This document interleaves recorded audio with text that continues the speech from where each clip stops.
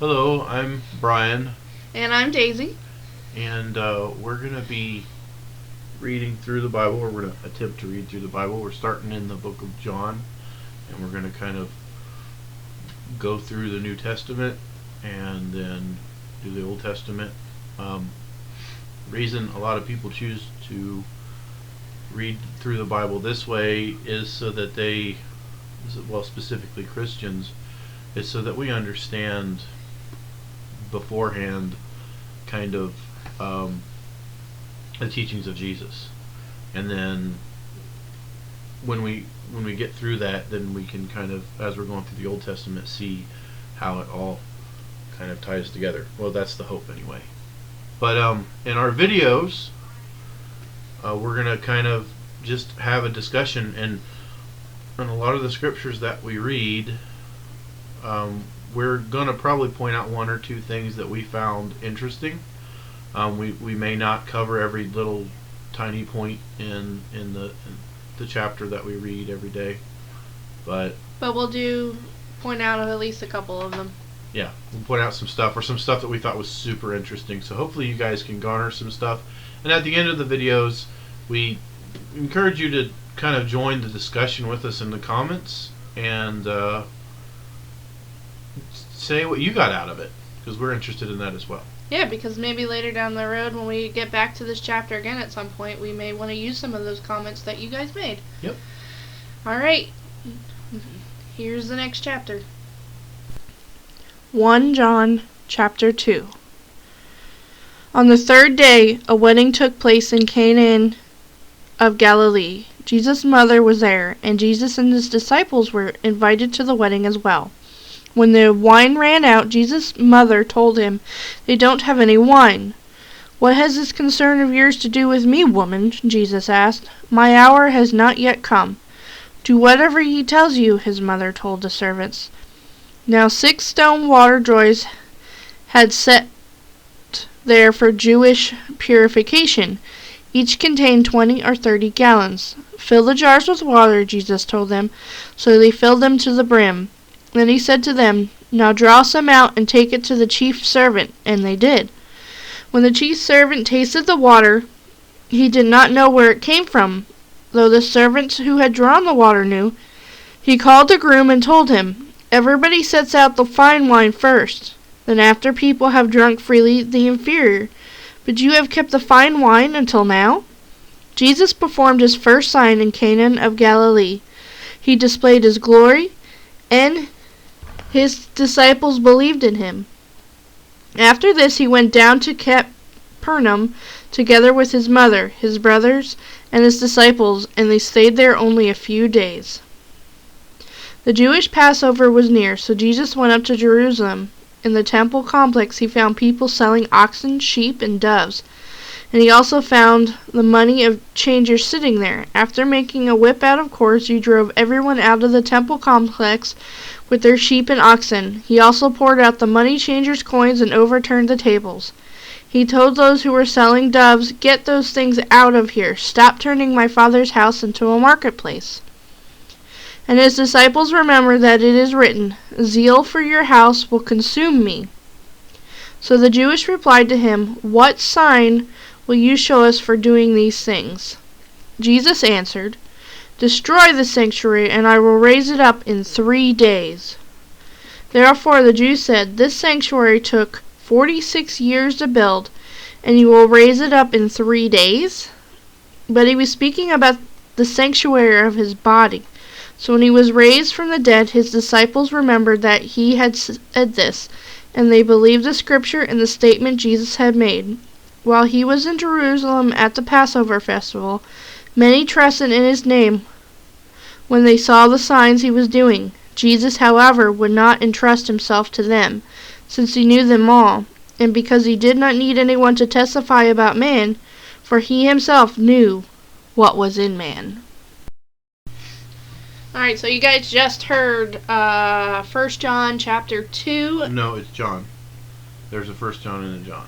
Oh, sorry. This is John. John chapter 2. John chapter 2. My bad. And this one is about the first miracle that Jesus performs. Yep. It says the first sign. So I don't know if it means the first sign or the first miracle. A lot of people argue that when Jesus was a kid, or a lot of people like to pretend, I guess, that when Jesus was a kid he probably did some things. I think in the Apocrypha somewhere it says, the Apocrypha is like extra books that aren't in the Bible, but it says somewhere that Jesus did some things as a child. I tend to be kind of a Bible purist, and I think this was actually probably his first real miracle. Not because Jesus didn't want to do miracles, it was just, I don't know that it was his time until now to start doing them. That's probably the case. So what did you get out of it? Did you get anything particularly interesting? I just thought it was kind of neat that he took the water and turned it into wine. I mean, I'm not sure what it stood for, but he was just showing a sign. It was neat, though, that they kept saying, why did you save the wine, the good wine? Meaning that wine was really good. Well, yeah. I don't really know what the point... I'm just going to show my ignorance. I don't really know the point other than saying, okay, Jesus performed a miracle here. And that the miracles of God are absolutely perfect. It's like they say that the good one was saved to last. Well, God doesn't make bad stuff. So yeah, everything he does good. So, I mean, it may not be exactly how we want it. Yeah. But he actually does it. It's always done to his perfection. Right. I mean, when he does something, he does it. Now, the second part of the chapter is kind of interesting, though. The part where he goes into the temple and... Oh, yeah. And he kicks all those people out because they're turning the church into a marketplace. Unfortunately, we still do that sometimes today. It seems like it. If you go to some churches, they have different things that they might be selling in there. The bookstores, and well, not saying that they're bad. Well, yeah. Well, and then there's arguments that, okay, well, he was in the temple, and then the bookstore's not in the sanctuary; it's somewhere else in the church. But I don't know. Is the whole church the temple, or is is it just the sanctuary of the church that's the temple? I don't know how you would define that. I think that's kind of arguing the point. It really comes down to, though, like, and Jesus and Paul talks about this later, and we'll read it later, that it's not really the whole idea that things are being sold in the building. It's what's in the heart. Jesus is all about what's in the heart. And the people in there were more about the money. The greed. The greed. So if you think about churches, most of the time the money that they're getting is going back into the church. It's not going back ministry or something to help the people. It's not going back into the pockets of the people making the money. Well, you hope they are, as long as it's a good church. Yeah, at least we're hoping. But that's not really the whole point of the story, too. I mean, towards the end, he said about this was actually more towards his body, referring to his body. He was saying, like, he started talking about the building up.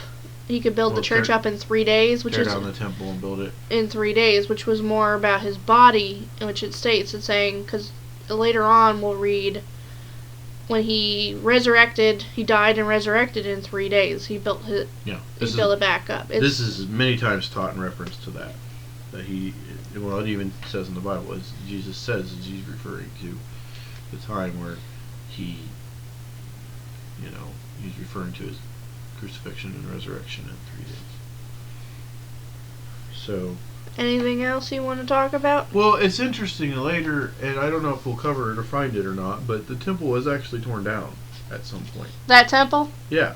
It didn't really, I mean, this is Herod's temple, and this is like, if you research, I encourage YouTube people to research this stuff. You research Herod's temple. It was actually pretty amazing building. Herod had a lot of really interesting architects under his employ. So that temple was torn down. I don't, but Jesus was referring to his body. Really, I don't know if he was referring to the temple being literally torn down. But it's funny with the scripture is a lot of times when we think that something's just a metaphor for one thing, it can also have multiple meanings. There can be, I mean, the temple did get torn down. So At some point it did. It did happen. So it's not like the scripture, when people just say, okay, the scripture is just something to read and be like, okay, let's see what they mean by that or whatever. Let's interpret it a certain way. And I really would caution